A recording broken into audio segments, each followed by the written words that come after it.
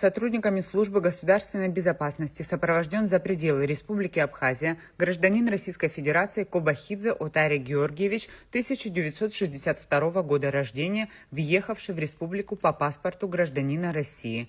Гражданин Кобахидзе в сопровождении своей дочери посещал город Сухум, где участвовал в съемках видео, содержавшего лозунг «Вернулся на родину спустя 33 года».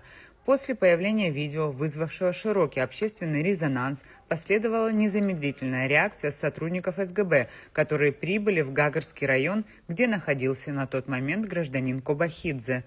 Простите за дочку, за меня, за то, что она сняла, за то, что я тоже, не подумав, поставили в интернет. Простите абхазский народ за то, что так получилось.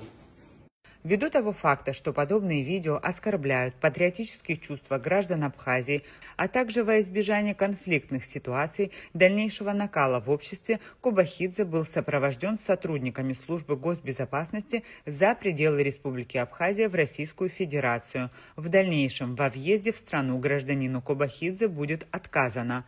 В СГБ также предупреждают, что будут оперативно реагировать на подобные деяния.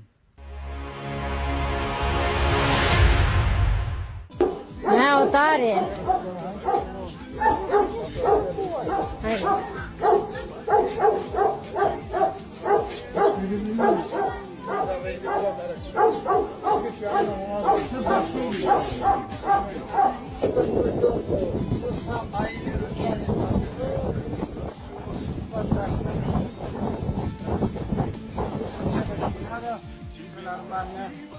Главное, живы, здоровы. Желания, мечты исполнились. Что? Приехал, посмотрел.